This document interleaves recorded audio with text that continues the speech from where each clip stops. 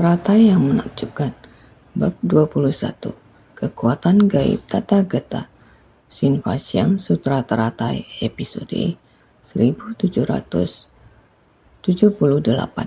Dalam kondisi yang sesuai dengan keinginan, tubuh dan batin dipenuhi dengan kegembiraan. Dalam kondisi yang sesuai dengan keinginan, tubuh dan batin dipenuhi dengan kegembiraan. Perasaan sukacita dan penuh gelora semangat ini adalah paling unggul, halus dan menakjubkan. Cahayanya menerangi dunia, memutar roda dharma dari pengajaran lisan.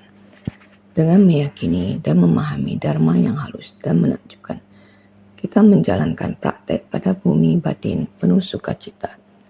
Tahu akan kebenaran yang sejati, murni dan menakjubkan, serta membangun ikrar yang memenuhi seluruh semesta. Mari bersungguh hati menghayati dan memahami. Ini adalah tentang kondisi batin manusia saat saling berinteraksi di dunia. Para dewa pelindung dharma semuanya juga demikian. Para Buddha, Bodhisattva dan makhluk yang telah sadar pun demikian juga. Dalam kondisi yang sesuai dengan keinginan, tubuh dan batin dipenuhi dengan kegembiraan. Lihatlah kehidupan manusia. Jika setiap orang menerima dharma ajaran Buddha dan mempraktikkannya, maka batin Buddha akan merasa gembira. Begitu pula dengan batin Bodhisattva dan para makhluk yang telah sadar juga akan merasa tentram. Saat kita manusia berada dalam kondisi yang sesuai dengan keinginan, batin kita juga akan merasa gembira. Semua menjadi selaras dalam kondisi yang sesuai dengan keinginan, maka tubuh dan batin dipenuhi dengan kegembiraan. Sebenarnya, bagi manusia untuk mencapai dalam kondisi yang sesuai dengan keinginan sangatlah sulit. Batin manusia dipenuhi oleh keserakahan yang besar, sehingga batin sulit merasa puas. Karena tidak puas, bagaimana mungkin bisa merasa sesuai dengan keinginan? Batin manusia selalu terbuka terhadap segala keinginan. Pintu nafsu terbuka lebar. Untuk bisa sesuai keinginan sangatlah sulit. Ada sebuah pepatah di dunia. Sudah ada satu, masih ingin 9 lainnya. Jika kita bisa mengubah dunia, jika kita punya 10 waktu, berikan dia 1. Bukankah begini sangat bagus? Ketika belum memilikinya selalu bersumpah, jika aku bisa mendapatkan 1000, suruh aku menyumbang 100. Oke. Tapi setelah sudah mendapatkan 1000, menyumbang 100, baiklah, sudah dikatakan sumbangkan. Jika 10.000 menyumbang 1000, ini terlalu banyak. Bisakah memberikanku menyumbang lebih sedikit? Aku bisa sering-sering menyumbang. Jangan sekali menyumbang, langsung menyumbang 10%. Jika lebih banyak sedikit, 10.000 sumbang 1000. Begini merasa makin menyumbang. Hati bisa takut 100.000, 10.000, 1.000, 100. Tidak tahan, sudah lupa. Semuanya tidak ada. Menyumbang 100 yen dari 1000 yen sudah tidak enak hati. Menyumbang 1000 yen dari 10.000 yen benar-benar enggan. Dan jika mau lebih banyak lagi, semakin tidak bisa. Ini disebut manusia. Ada kuantitas, kemelekatan tentang kuantitas ini. Ada kemelekatan tentang kuantitas, sulit untuk bahagia. Jadi kita sering berkata, kamu memiliki hati yang besar. Ya, memang besar. Dalam ajaran Buddha, kita berbicara tentang pahala dan kebajikan yang tak terbatas, memberikan jumlah yang terbatas, mengarah pada pahala dan kebajikan yang tak terbatas, seperti inilah para Buddha dan Bodhisattva. Mereka tidak meminta banyak dari makhluk hidup, tetapi mengatakan kepada mereka, Anda dapat memberi sedikit saja, tetapi Anda harus memiliki ketulusan. Dalam jangka panjang, orang-orang harus tulus untuk jangka panjang dan melakukan yang terbaik. Selama mereka merasa telah melakukan semua yang mereka bisa dan memiliki ketulusan sejati, para Buddha dan Bodhisattva akan puas. Jika makhluk hidup menghasilkan lebih banyak uang, tetapi mereka masih belum puas, maka sangat sulit bagi mereka untuk bersumbangsi. Semua makhluk dan Bodhisattva memberi tanpa harapan. Mereka melayani orang lain selamanya. Tetapi ketika makhluk hidup membalas sedikit saja, itu membawa kegembiraan terbesar bagi para bodhisattva. Ini adalah jenis pola pikir yang berbeda. Jadi di tempat ini, dalam kondisi yang sesuai dengan keinginan, dari 8 naga pelindung dharma, dalam kondisi yang sesuai dengan keinginan, para makhluk surgawi dalam kondisi yang sesuai dengan keinginan, para bodhisattva dan dalam kondisi yang sesuai dengan keinginan, Sang Buddha di dalam kondisi-kondisi yang luas dan sangat menyenangkan ini. Pikiran Sang Buddha bebas dari halangan dan meliputi alam semesta. Kalau semua makhluk bisa bersuka cita, maka hati Buddha juga bersuka cita. Jika makhluk hidup mengikuti perasaan yang benar, semakin besar ketulusan dari perasaan itu, maka hati gembira Buddha akan semakin tentram. Oleh karena itu, hati menjadi tentram dan merasa benar. Ajaran Buddha semacam ini adalah untuk memberikan prinsip kebenaran kepada orang. Ketika seseorang mendapatkan prinsip kebenaran, hati Buddha pun bersuka cita. Bagaimana makhluk hidup mendapatkannya? Selama itu adalah suasana batin yang mengikuti perasaan. Buddha akan selalu bersuka cita. Bagaimana dengan makhluk hidup? Memberi, berlatih, dikatakan sebagai membalas budi Buddha. Namun sebenarnya itu adalah untuk mengarahkan manfaatnya kepada diri sendiri. Tidak ada yang namanya kamu melatih diri, aku yang mendapat manfaatnya. Tidak ada. Pelatihanmu adalah untuk pencapaianmu sendiri. Melihat kamu berlatih, hatiku bersuka cita. Hanya sukacita saja. Yang benar-benar memperoleh sesuatu adalah diri sendiri. Yang berlatih yang memperoleh sendiri. Sama seperti mengenakan pakaian membuat diri sendiri merasa hangat. Kalau kedinginan harus pakai baju, diajari kamu harus pakai baju. Kamu harus pakai baju. Kehangatan dari mengenakannya adalah tubuhmu tidak lagi kedinginan, menjadi hangat. Hati saya melihat kamu sudah memakai pakaian. Saya pun merasa tenang, hanya merasa tenang.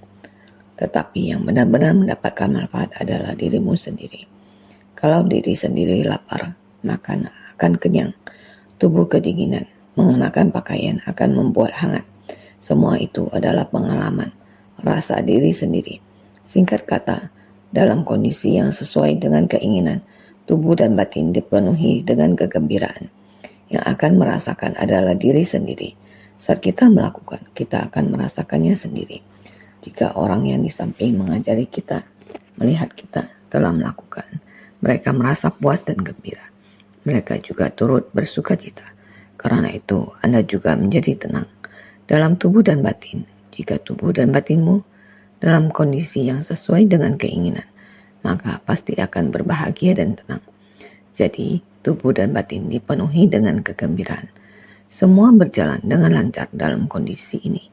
Bahkan dengan semua yang diperbuat, sendiri juga tidak merasa kekurangan. Jadi, tubuh dan batin dipenuhi dengan kegembiraan. Setelah melakukan sesuatu, kamu juga akan merasa gembira. Perasaan sukacita dan penuh gelora semangat ini adalah paling unggul, halus dan menakjubkan ini. Ini sangat menakjubkan. Kita merasakan sukacita dalam hati. Sebenarnya, semua hal yang kita latih, semua mengikuti sebab dan kondisi kita, serta buah kehidupan masa depan untuk yang telah kita lakukan dalam kehidupan ini. Kita merasakan kegembiraan dalam batin, jalinan jodoh yang kita bentuk masa kini. Kita akan mendapatkan buahnya di masa depan. Kondisi batin sekarang adalah dalam kondisi yang sesuai dengan keinginan. Kita merasakan kegembiraan dalam tubuh dan batin. Maka itu, saat melakukan perbuatan baik, kita sendiri yang akan menuainya. Jalan praktek kebajikan, tidak ada orang yang akan mewakilkan kita melaksanakannya. Hanya saja orang lain dapat turut bergembira akan berkah dan kebijaksanaan kita. Kita gembira, orang lain juga akan memuji kita. Sukacita dan penuh gelora semangat. Ini adalah hal yang sangat menakjubkan dan tidak biasa saja. Sangat menakjubkan dan tidak biasa saja. seperti saya yang sedang video conference dengan Bodhisatwa yang ada di Indonesia. Bodhisatwa Indonesia yang berada di sana, kita semua sedang berbagi. Kita selama tahun ini, 2020, mulai bulan Februari dan Maret. Dari Februari sudah menyadari gelombang COVID ini, virus COVID, sudah ada di kesadaran mereka. Maka sudah mulai mempersiapkan mental. Awal Maret sudah terdapat kasus COVID. Dengan begini, kasus COVID terus meningkat. Dari segala penjuru dunia terus mendiagnosa yang terjangkit COVID. Indonesia juga sama. Di satu masa, kasus COVID terus meningkat secara pesat, sangat menegangkan. Di waktu yang singkat, yang terdiagnosa terjangkit COVID, serta manusia yang meninggal tidaklah sedikit. Namun, relawan suci di Indonesia sudah menyadarinya dari awal, sudah melakukan banyak persiapan untuk mencegah COVID. Sudah mempersiapkan alat pencegahan penularan COVID pada saat diperlukan dengan segera menakar kemampuan dalam bersumbangsi terhadap kebutuhan medis setempat secara memadai memasok ke setiap organisasi yang membutuhkan, pasti akan menyedia semua yang diperlukan. Pelengkapan APD, anti-epidemi, di tempat itu terbatas, perlu beli luar, adalah dikatakan daerah setempat. Ketua Yayasan Suci Indonesia Sumei, beliau di tempat itu, juga bertanggung jawab besar di tempat itu. Namun perlu kekuatan. Wakil Ketua Yayasan Kuo Chai Yuen, orang berada di Singapura, mendapatkan informasi. Juga segera mengambil alih tanggung jawab. Meski orangnya tidak berada di Indonesia, tetapi bisa mengembangkan para pengusaha besar, semangat pengusaha yang hebat, cara berbisnisnya. Beliau segera menjadwalkan orang berada di Singapura demi Indonesia mengadakan penugasan dari jarak jauh, sangat lancar, membuat Indonesia kekuatan orang, kekuatan materi didistribusikan, sangat mulus bersumbangsi. Masih ada grup Sinar Mas, Huang Rongnien, juga adalah wakil ketua yayasan. Jaringan beliau sangat luas, bisnis sangat besar. Oleh karena itu, beliau berperan mengumpulkan dana, hanya perlengkapan epidemi, tes deteksi, dan lainnya. Sekali keluar sudah mendekati 1 miliar NT. Juga orang yang mereka ajak menghimbau para pengusaha untuk datang bersumbangsi. Huang Rongnien sendiri menyumbangkan 1 miliar.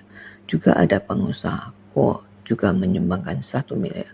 Juga ada Lin Fengseng juga menyumbangkan 1 miliar. Total semuanya di Indonesia menggalang 10 miliar. 4 orang pengusaha sudah menyumbangkan 4 miliar. Pengusaha setempat ada menyumbangkan 20 juta dan 10 juta. Sangat antusias. Oleh karena itu, 10 miliar NT dalam waktu singkat sudah terkumpul. Dana ini telah digunakan untuk membeli barang-barang pencegahan, APD, pandemi, melaksanakan pekerjaan bantuan bencana dalam waktu yang singkat, membantu yang miskin dan memberikan bantuan bencana. Bersumbangsi dengan sangat cepat, sungguh begitu banyak benda hingga tidak bisa habis dikatakan. Selain bersumbangsi dengan donasi besar, setiap relawan juga saling bekerja sama. Setiap kelompok bersatu hati untuk menggalang dana, menggalang hati orang dan cinta kasih, menggalakkan berkegiatan. Mereka berbagi tentang hal ini satu persatu, dari Jakarta sampai Medan, Batam, dan Papua. Di pulau yang berbeda mempunyai cinta kasih yang sama, kekuatan untuk mengarahkan hal ini, baik itu kekuatan besar atau kecil, semuanya dengan sepenuh hati. Orang yang mempunyai kekuatan besar, dia akan menggunakan kekuatan besarnya.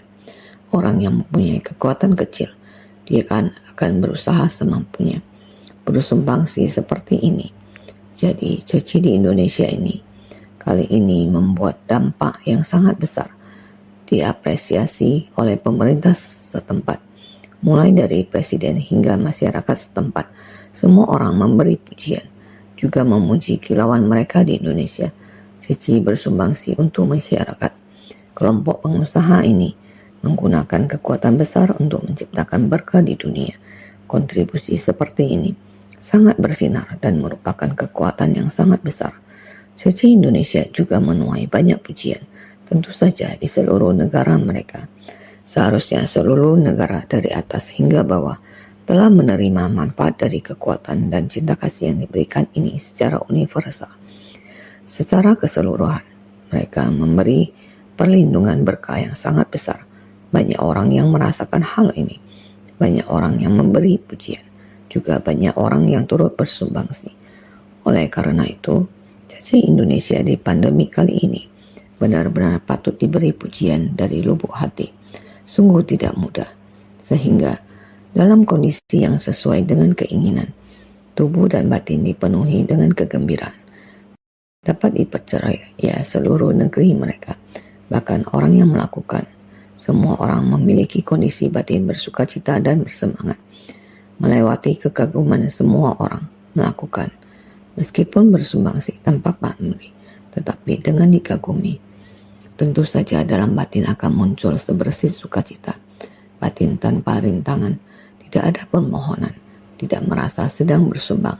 Saya ingin memohon, tidak dapat diperoleh, atau saya yang bersumbangsi. Saya merasa bangga, saya merasa sombong, semuanya tidak, sehingga tiada rintangan. Maka ini adalah paling unggul, halus dan menakjubkan. Batin seperti itu adalah batin yang bersukacita. Sukacita seperti itu merupakan sukacita yang sangat menakjubkan. Bukan hanya sukacita karena bangga, maka tidak bangga dan sombong. Ini adalah menakjubkan. Perasaan sukacita dan penuh gelora semangat ini adalah paling unggul, halus dan menakjubkan. Cahayanya menerangi dunia seperti ini. Bukan hanya di Indonesia. Ini juga layak untuk diketahui semua orang. Juga kagum, maka mereka tiada henti saling menyebarkan. Memutar roda Dharma dari pengajaran lisan. Ini adalah suara dari roda Dharma. Seperti inilah mereka di tempat tersebut. Setiap orang saling menyebarkan. Dharma baik sudah berputar seperti roda berputar di tengah masyarakat. Ini disebut roda Dharma baik. Ada orang yang melakukan dan menyebarkan.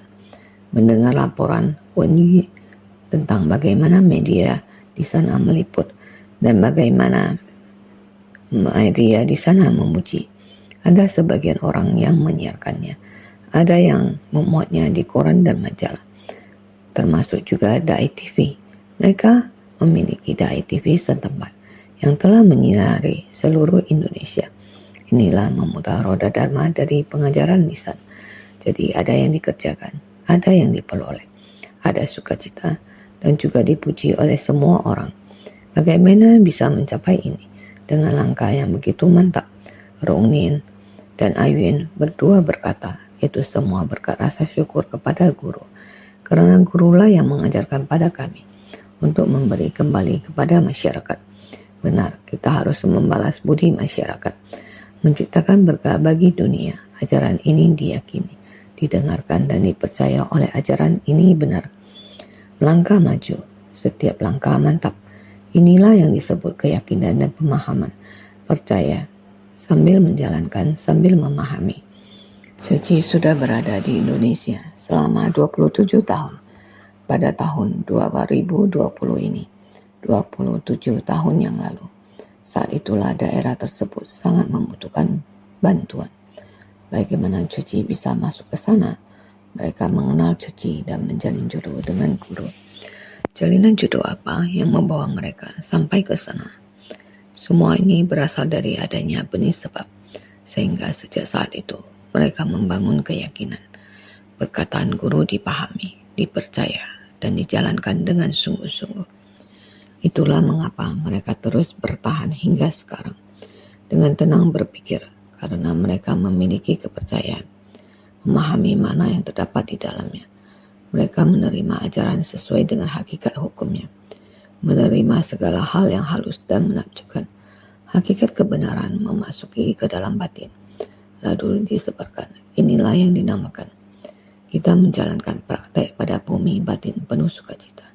Sungguh, mereka seperti ini sungguhlah memberi manfaat bagi orang-orang. Hal ini sering dipuji oleh orang-orang pada saat yang bersamaan. Berdiri di tanah yang diberkati ini. Itulah, kita menjalankan praktik pada bumi batin penuh sukacita. Sehingga tahu akan kebenaran yang sejati, kita hendaknya mempelajari Dharma dengan cara seperti ini. Hendaknya memahami tanggung jawab setiap orang di dunia ini. Seperti apa? Datang ke dunia manusia, menerima sebab yang terdapat di dunia ini. Maka kita menyebutnya menabur benih karma. Dapat hidup di dunia manusia, maka kita pun akan membayarnya kembali. Untuk membalasnya, kita tidak boleh memiliki keinginan. Inilah kebenaran sejati. Di dunia ini antara kamu, aku, dan antar sesama seharusnya ada kejujuran sejati. Tidak adanya motif apapun, tidak adanya permintaan yang berlebih. Selalu menggunakan ketulusan. Dengan tulus berinteraksi, saling bertimbal balik.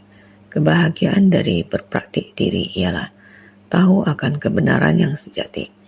Kita hendaknya mengetahui mengenai kebenaran ini ialah murni, tidak tercemar, haruslah disebarkan tanpa pamrih. Inilah kebenaran sejati. Tentu saja prinsip ini sangat mendalam. Kebenarannya itu tidak ada habisnya, namun dapat merasakan manfaatnya. Baru menakjubkan. Jadi dharma yang dapat diyakini dan dimengerti barulah halus dan menakjubkan. Dharma yang halus dan menakjubkan berasal dari kemurnian sejati. Nyata dan murni barulah benar-benar prinsip kebenaran yang halus dan menakjubkan. Ini harus konsisten. Batin manusia, bagaimana orang dapat memurnikan batinnya? Mereka harus memiliki hubungan seperti ini. Ada hal-hal dan alasan-alasan. Ada praktek dalam tindakan nyata. Fenomena, prinsip dan tindakan nyata. Ini sangatlah penting. Maka praktikkan. Orang yang berjalan, Anda dapat mencapainya. Orang yang tidak berjalan, selamanya berjalan di tempat. Kita seharusnya mengerti jelas prinsip kebenaran. Maka dikatakan, tahu akan kebenaran yang sejati. Kita harus sangat memahami bahwa prinsip kebenaran pada dasarnya memang demikian. Oleh karena itu, kita masih perlu membangun ikrar. Membangun ikrar yang memenuhi seluruh semesta. Setiap orang harus ingat, saya menggunakan Bodhisattva Indonesia untuk menjelaskan kalimat ini kepada setiap orang dan memperkenalkan setiap orang kepada Dharma ini. Sebenarnya naskah sutra yang kita bicarakan kemarin juga melihat para bodhisattva masa tua yang tak terhitung dan tak terbatas. Miliaran koti banyaknya, serta 4 kelompok murid, semua dengan penuh hormat mengelilingi Buddha Sakyamuni. Teratai bab 21, kekuatan gaib Tathagata, dengan penuh hormat mengelilingi. Di mana mereka mengelilingi? Buddha Sakyamuni. Buddha Sakyamuni ada di mana? Dia adalah orang yang mencapai pencerahan agung. Apa yang dia dapatkan dari pencerahan? Yakni kebenaran sejati dari alam semesta. Sakyamuni hanyalah sebuah nama. Buddha Sakyamuni hanya hidup selama 80 tahun. Sebenarnya, beliau hanyalah orang mencapai pencerahan agung selama 50 tahun secara total. Jadi selama 50 tahun ini, dari dia mencapai pencerahan, membabarkan Dharma, memasuki parinirwana. Selama 50 tahun ini, dia membabarkan Dharma di alam semesta, pencerahan dari alam semesta. Tetapi setelah dia memasuki parinirwana, 50 tahun kemudian, setelah dia memasuki parinirwana, Dharma ini masih ada di alam semesta. Orang-orang dapat memanfaatkannya. Kebijaksanaan alami ini kembali pada sifat hakiki yang pada dasarnya dimiliki oleh setiap orang. Demikianlah hukum alam, itulah sifat hakiki Tathata. Apakah sesuatu itu berwujud atau tidak? Semuanya merupakan perwujudan hukum alam. Jadi, membahas tentang kebenaran sejati dan kekosongan, membahas tentang kekosongan dan keberadaan di dalam alam manusia. Jika kita berbalik dan menelusuri prinsip-prinsip tersebut menuju kebenaran, kita harus mulai dari awal. Setiap orang harus dalam kondisi yang sesuai dengan keinginan mulai menerima Dharma ini. Kita senantiasa bersuka cita. Tubuh dan batin dipenuhi dengan kegembiraan. Jika kita tidak suka pada Dharma ini, maka kita tidak dapat meresap Dharma ini ke dalam hati. Jadi sejauh mana kita bersuka cita ketika kita berpikir tentang Dharma, selalu adanya kegembiraan dalam Dharma yang halus dan menakjubkan dari hati kita. Ini tidak dapat ditunjukkan ke orang lain. Ini adalah kegembiraan dalam Dharma yang halus dan menakjubkan dari hati kita. Ini adalah yang paling unggul, halus dan menakjubkan. Cahayanya menerangi dunia. Karena ini merupakan prinsip kebenaran yang paling benar dan menakjubkan dalam hukum alam. Untuk kembali padanya, untuk mendapatkan cahaya hati dan alam semesta bergabung menjadi satu. Pintu hati setiap orang jika dibuka akan memancarkan cahaya. Sang Buddha menghayati nasib ini dan tercerahkan, lalu membuka pikiran dan cahaya yang terdapat di dalamnya, menyatu dengan alam semesta, sehingga mengeluarkan suara. Sungguh menakjubkan, sungguh menakjubkan. Semua makhluk di bumi ini memiliki sifat dari kebijaksanaannya Tathagata. Sejak dari itu, roda Dharma mulai berputar. Para makhluk semuanya memiliki sifat dari kebijaksanaannya Tathagata. Hanya saja setiap orang harus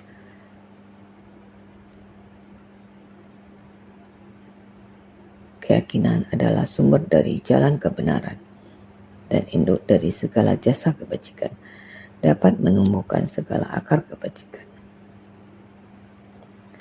Kita harus memulai dengan keyakinan, sehingga ketika Dharma terserap ke dalam batin, maka dapat memahami apapun yang terlihat oleh kita dan tidak akan terhalangi oleh rintangan apapun. Walaupun ada halangan, kita akan mempunyai metode untuk mengurainya. Apapun itu mengandung sangat banyak prinsip kebenaran di dalamnya. Demikianlah batin Sang Buddha memiliki kelapangan dada seluas jagat raya, juga dapat ditutupi dan fokus menjadi sangat halus. Ketika terbuka lebar seluas jagat raya, dimulai dari satu kata keyakinan, merupakan sumber dari jalan kebenaran dan induk dari jasa kebajikan. Yang ingin diungkapkan oleh Sutra Teratai sebenarnya adalah hal ini. Jika kita sungguh dapat berkeyakinan dan mempraktikannya dan senantiasa merasa sukacita, maka batin kita akan murni tidak bernoda. Setiap saat bagaikan berkelana di alam semesta.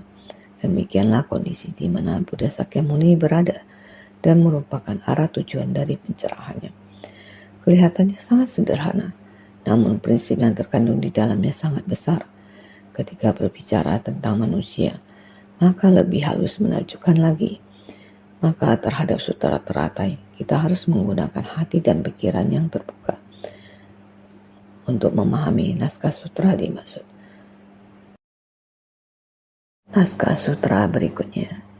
Setelah melihat ini, semua bermaha sukacita, sebab telah memperoleh apa yang belum pernah diperoleh sebelumnya. Seketika para dewa di angkasa berseru tentang suara lantang. Sutra Teratai bab 21, kekuatan gaib Tathagata.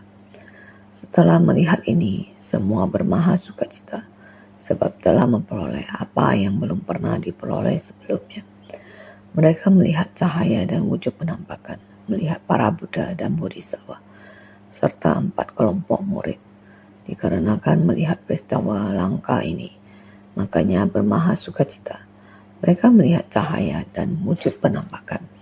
Mereka melihat cahaya dan wujud penampakan. Jika kita padamkan semua lampu, maka akan gelap gulita. Tetapi ketika lampu dinyalakan, maka berbagai bentuk dan wujud pun muncul di hadapan. Misi kebenaran yang sama, sehingga mereka melihat cahaya dan wujud penampakan, melihat para Buddha dan Bodhisattva serta 4 kelompok murid. Ketika cahaya itu muncul, 8 kelompok dewa dan naga juga terbuka pikirannya dan mendapatkan pemahaman, sehingga banyak kebenaran sejati dan melihat dengan jelas semua hakikat kebenaran. Oleh karena itu, dikarenakan melihat peristiwa langka ini, makanya bermaha sukacita di tempat itu. Semua berkumpul, ada umat manusia, para Buddha hadir, para Bodhisattva hadir, 8 kelompok dewa dan naga juga hadir di tempat persamuan Dharma itu. Semua orang mengelilingi Buddha Sakyamuni, Mereka melihat banyak cahaya. Cahaya terang dari tubuh Buddha Sakyamuni. Cahaya wujudnya dan rupa tubuh Sang Buddha. Dari situ terlihat begitu banyak. Kebenaran sejati yang tiada terhingga pun terungkap. Seketika para dewa di angkasa berseru dengan suara lantang. Para dewa dan naga pelindung Dharma serta lainnya semua menghimpun kekuatan gaib mereka dari angkasa. Mereka bersuara dengan lantang. Seketika para dewa di angkasa berseru dengan suara lantang. Yang hadir di tempat itu ada pula yang berada di angkasa. Demikian di atas dan di bawah. 4 mata angin tengah dan segala penjuru. Semuanya mengelilingi Sang Buddha. Inilah para dewa dan naga pelindung Dharma. Semuanya menghimpun kekuatan gaib mereka. Oleh karena itu, di angkasa terlihat keagungan tempat persamuan tersebut dan semuanya mulai mengeluarkan suara. Berikut naskah sutra selanjutnya. Melewati miliaran koti asem gaya dunia yang tak terhitung dan tak terbatas banyaknya. Terdapat sebuah dunia bernama Saha. Di dalamnya terdapat seorang Buddha bernama Sakyamuni. Sutta Teratai bab 21 kekuatan gaib Tathagata. Ini merujuk kepada seruan semua orang dengan suara lantang. Pemberitahuan kepada semua orang karena beliau berada pada angkasa. Memenuhi angkasa raya dan alam dharma, melewati miliaran koti asam kaya, dunia yang tak terhitung dan tak terbatas banyaknya, melihat dari tempat di kejauhan, melewati sedemikian banyak dunia. Berapa banyak dunia yang terdapat di angkasa raya, terdapat dunia yang tidak dapat terhitung banyaknya. Pada tempat tersebut berseru kepada semua orang bahwa di sini memenuhi alam dharma. Melewati tempat ini, pada tempat nan jauh di sana terdapat sebuah dunia, tempat yang tidak dapat dihitung. Terdapat satu dunia ini disebut sebagai Saha. Terdapat sebuah dunia bernama Saha. Di dalamnya terdapat seorang Buddha bernama Sakyamuni. Saha merujuk pada dunia yang perlu menahankan penderitaan ini. Di dalamnya terdapat seorang Buddha merujuk pada Bhagawan Sakyamuni. Ini menjelaskan bahwa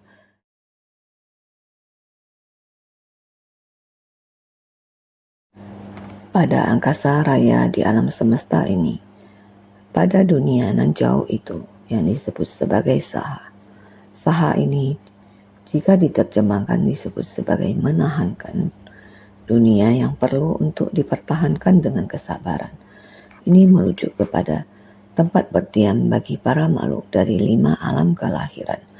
Terdapat sukacita, terdapat penderitaan, terdapat kebajikan, terdapat kejahatan dan lain-lain. Ini juga pernah dijelaskan sebelumnya. Sehingga dunia Saha ini adalah tempat berdiam bagi para makhluk bagi 5 alam kelahiran. Maka kita harus menetap di dunia ini. Kita harus melatih diri, menahankan dengan kesabaran. Ini adalah dunia yang membutuhkan pelatihan diri. Di dalamnya terdapat seorang Buddha. Ini menunjuk kepada Buddha Sakyamuni. Sehingga pemimpin ajaran di dunia Saha ini dipanggil dengan Sakyamuni. Saudara sekalian, baik naskah ini kelihatannya sederhana. Sebenarnya prinsip kebenaran yang terkandung di dalamnya mencakup ruang alam semesta. Di dalamnya banyak mengandung prinsip kebenaran tak terhingga dan tak terbatas. Di dalamnya mengandung prinsip kebenaran sejati yang tak terhingga. Akan tetapi kita adalah manusia. Alam manusia harus di dunia. Dunia antara sesama manusia adalah sebuah dunia yang menahankan dengan sabar. Dinamakan Saha. Dunia Saha tidak kekal, kosong dan menderita. Tiada aku, kehidupan manusia yang singkat ini. Pada lingkungan yang tiada kekal, apalagi penderitaan. Kalau dipikirkan sebenarnya adalah kosong, apalagi derita, dipikirkan sampai akhir adalah kosong. Akan tetapi pada penderitaan dan dunia yang kosong ini, manusia di tempat ini menciptakan banyak orang yang menahankan dengan sabar, baru bisa dapat hidup di sini. Ini betapa mendalam dan tidak sederhananya prinsip kebenaran. Dunia yang tak tertahankan ini, tiada habisnya dibicarakan. Bagaimana menahankannya? Prinsip kebenaran agung yang berdiam di dunia ini. Semuanya harus bersungguh hati. memahaminya dengan sangat teliti dan halus. Masalah bertemu prinsip kebenaran, sutra adalah jalan. Bagaimana kita menjalaninya? Jalan duluan di bentangan, baru bisa melapangkan jalan ini masuk ke dalam gudang kesadaran kitab sutra, sehingga semua harus bersungguh hati.